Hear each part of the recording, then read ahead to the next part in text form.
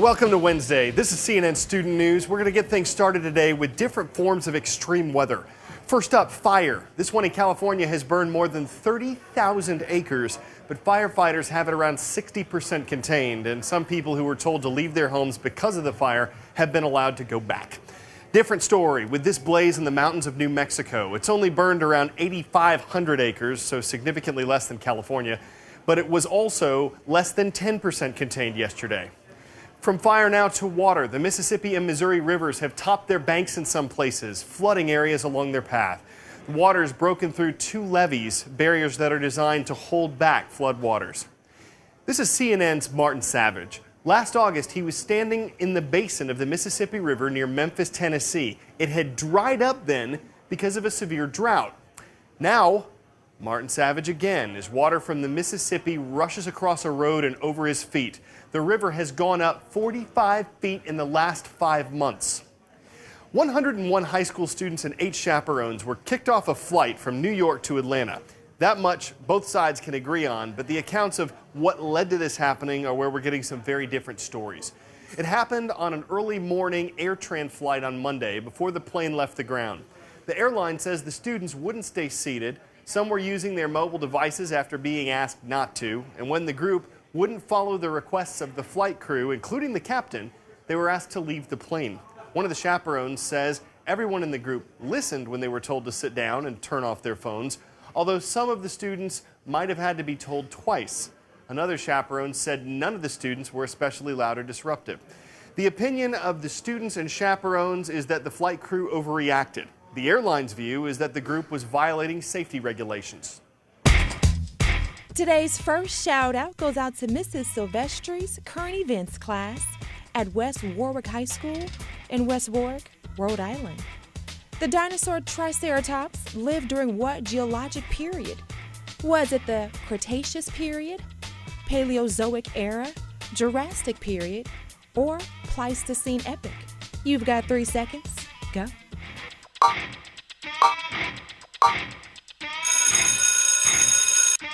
Triceratops are classified under the Cretaceous period, around 65 to 145 million years ago. That's your answer, and that's your shout out. Triceratops are believed to have been one of the last flightless dinosaurs. When you picture one, you probably think of the 3 horns on its head or that big bone in the back of its skull.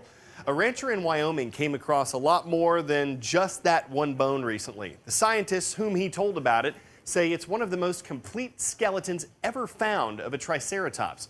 And it's not just one. 3 of them were found together in one spot. That's interesting too. One researcher says before now, there wasn't much evidence that Triceratops moved in groups. These dinosaurs were plant eaters, but they were targeted by hungry predators like Tyrannosaurus rex. And scientists say the bones indicate that a T-Rex is probably how these 3 Triceratops died. De-extinctioning might not sound scientific, but that's what those who want to do it call it. It's a movement to try to bring back species that humans helped make extinct, like the dodo bird or Tasmanian tiger. It's not known whether people had anything to do with the demise of the woolly mammoth, but a recent discovery in Siberia has brought more weight to the debate over de-extinctioning.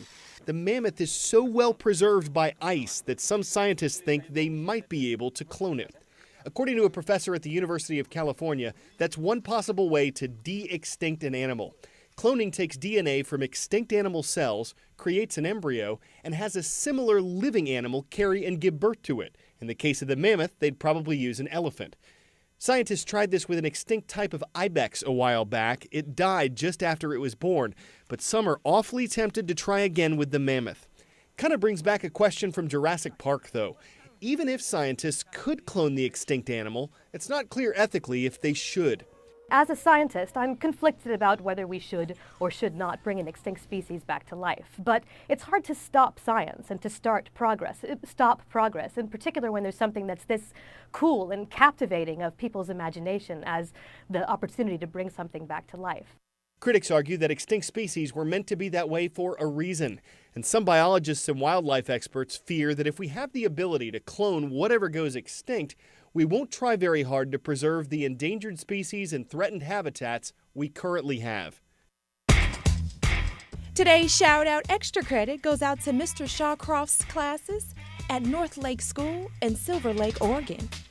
What company's founder made the animated cartoon Steamboat Willie? Was it Warner Brothers, Disney, Cartoon Network, or Pixar? Rewind the clock to 3 seconds and go.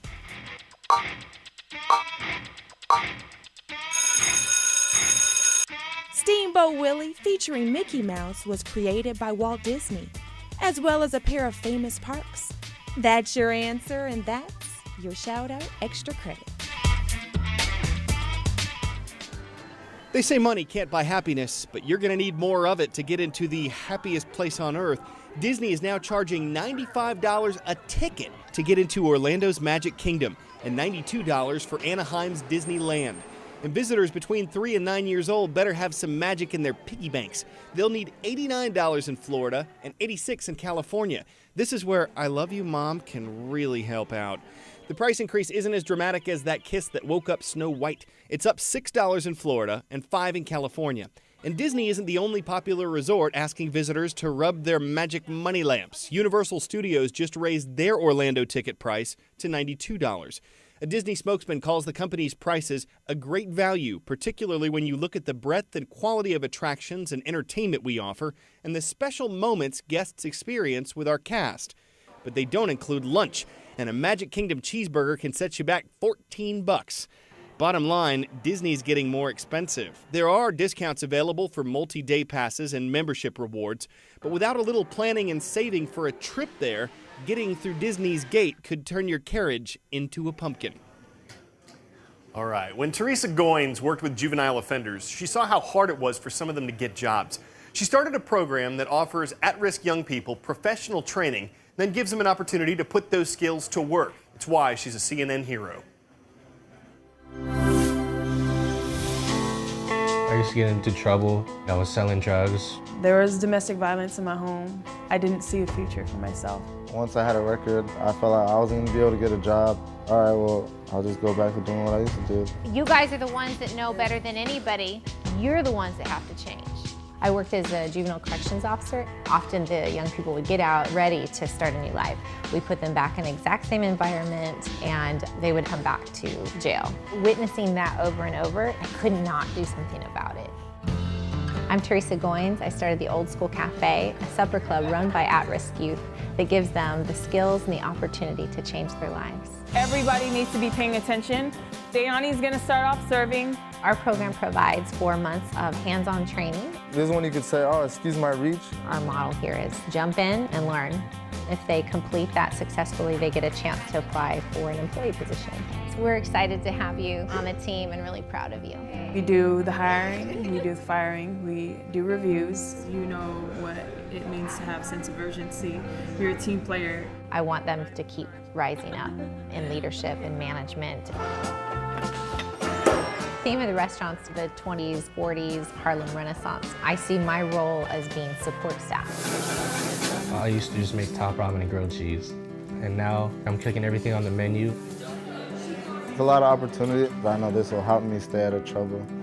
The core of it is giving them hope. I'm gonna be my own boss. I'm going to be an entrepreneur. I'm going to be successful. Once that light goes on, whatever they do, they're on their way to fly. In football, a long snapper really just has one job. Apparently, Zach Smith was looking for more of a challenge. Cross-court shots or snaps are one thing, but how about through both windows of a car and knocking over one of your friends? On the football field, a long snapper has to get the ball back less than 20 yards. This is farther. In the fall, Zach will take his talents from YouTube to USC. The move to college ball can be a rough transition, but for Zach, it'll probably be a snap. Who knows, maybe he'll go from being an online sensation to an O-line sensation, assuming the Stars O-line. We're having a ball with these puns, but it's time for us to take a hike. Just 2 shows left in the school year. We hope you'll join us for the first one of those tomorrow. Have a great day.